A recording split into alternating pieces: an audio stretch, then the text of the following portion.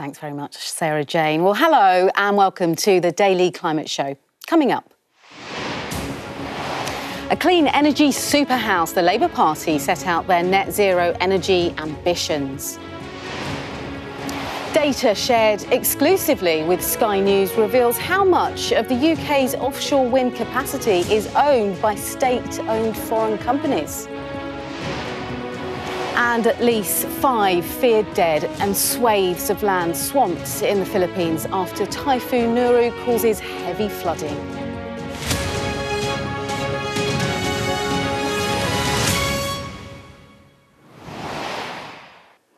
Hello and welcome to the Daily Climate Show, where we track the changes to our world and explore some of the potential solutions to climate change. So let's start with the zero carbon power by 2030. That was one of the big announcements from the Labour Party at its annual conference in Liverpool. Now, the Shadow Chancellor has promised Labour would invest in green infrastructure, including clean steel, gigafactories and carbon capture if they win the next election, delivering clean power and growing the economy. Well, Rachel Reeves spoke after the Shadow Climate Change and Net Zero Secretary Ed Miliband told the conference it's cheaper to save the planet than destroy it. Let's hear it for doubling onshore wind, trebling solar power, quadrupling offshore wind, tidal power, nuclear, hydrogen power, and all underpinned by the best investment we can make. £60 billion over a decade to insulate 19 million cold, drafty homes, saving £1,000 off bills, cutting carbon emissions, mobilising thousands of businesses, and yes, friends, led by our brilliant Labour local authorities up and down Britain. That's what I mean by an energy policy for the people and the planet. Well, joining me now from the Labour conference is Joe Pike. Joe, thanks for joining us. A big focus then from Labour on a green future.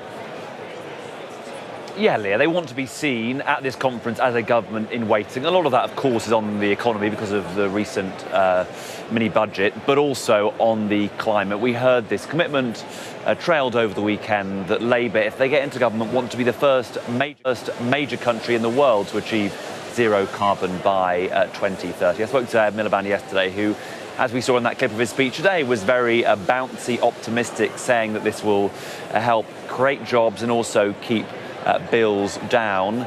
A lot of this is linked to solar power, wind power, the low cost of both of those types of energy, but also looking at energy security and how that is a bigger challenge since the war in Ukraine. Ed Miliband also, I think, pretty happy to have a new political enemy in Jacob Rees-Mogg. He was very critical of the government's shifting position on fracking, but also saying that Mr. Rees-Mogg, the business secretary, has an energy policy for the 1820s, and also, Leah, that he is spreading dangerous climate denial.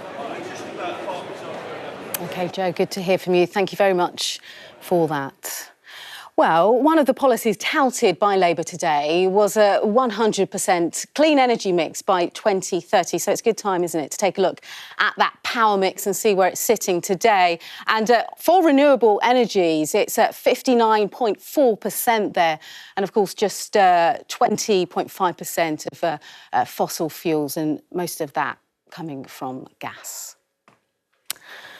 Now, conservationists have raised concerns over the UK government possibly scrapping or watering down farming support meant to help for a green Brexit. Now, the subsidiaries were planned to change to a new UK system where farmers' payments were determined on whether they were helping wildlife and preventing flooding rather than on how much land they own. However, on Friday's mini-budget, the government promised to review regulations that affect farmers, and the Department for Environment, Food and Rural Affairs has refused to deny that the subsidiaries' scheme are being reviewed.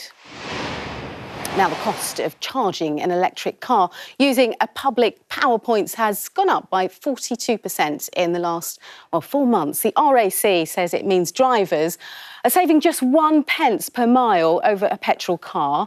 The rise has been blamed on the wholesale soaring costs of gas and electricity. And there's fears that Pakistan could face major food shortages after recent flooding in the country wiped out millions of crops. Officials say that nearly 15% of Pakistan's rice crop and 40% of its cotton crops were lost. The flooding across the summer, which was blamed in part on climate change, killed over 1,600 people and has displaced millions across the country. Now, new data shared exclusively with Sky News has found nearly half of the UK's offshore wind capacity is owned by state-owned foreign entities. Organisations in Denmark, Norway, Sweden, Italy, China and France own more than the UK, which comes 12th on the list. Well, Sky's energy and climate change correspondent Hannah Thomas-Peter joins me now. Thanks so much for coming to the studio. So just give us a sense of what's going on here and I suppose what it means for the expansion of UK's offshore wind facilities.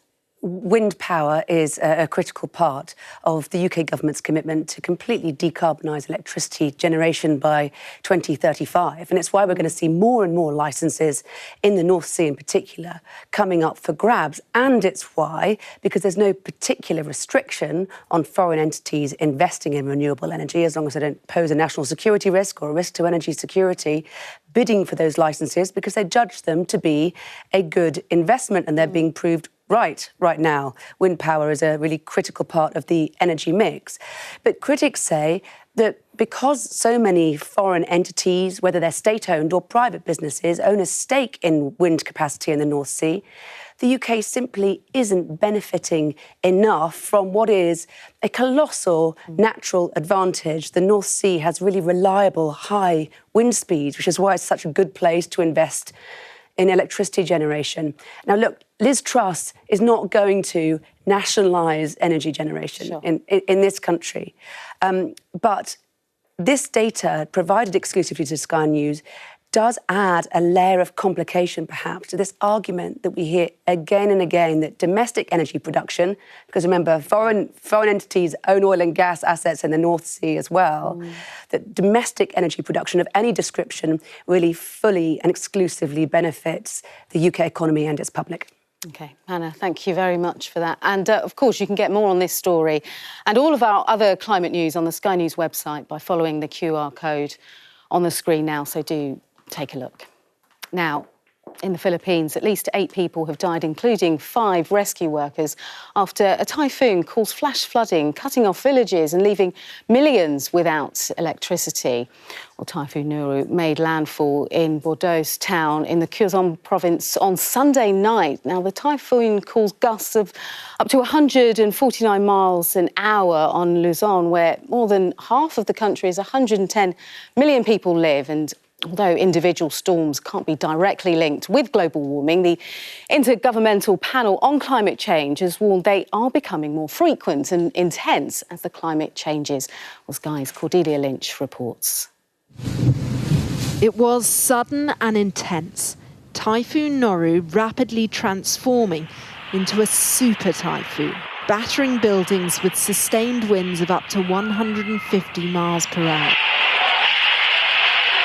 It blasted the main island of Luzon in the Philippines, home to roughly half of the country's population, the intensity catching many off guard.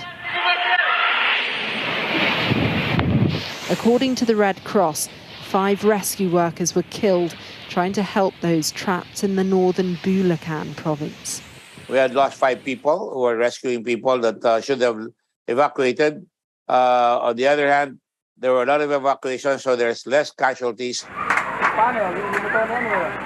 But in the torrential downpour, there were some dramatic escapes. The Philippine Coast Guard seen here lifting a baby to safety in San Leonardo. Cradled and given comfort, one of 12 rescued here. By morning, people were waist deep in water, homes damaged, crops destroyed, sweeping destruction, a demanding clean-up ahead. Typhoons have hit the Philippines with growing frequency in recent years, with farmers at the sharp end. There was no widespread loss of life, but it's on the move and unpredictable. The South China Island province of Hainan is bracing for a rainstorm. And by Tuesday, the typhoon is expected to make landfall in Vietnam. Cordelia Lynch, Sky News. And finally, to some news we could all do with today. The UK's largest zoo has named one of their Asian baby elephants Queen in honour of the late Queen Elizabeth II, who once met the calf's mother on a visit to Whipsnade Zoo. Conservationists gave the honour of naming the calf to their team, who work in Thailand protecting the endangered species in the wild, and they chose the Nang Paya, which is an animal-related Thai word meaning queen or strong female monarch. Well, that's all from us today. Thanks for watching.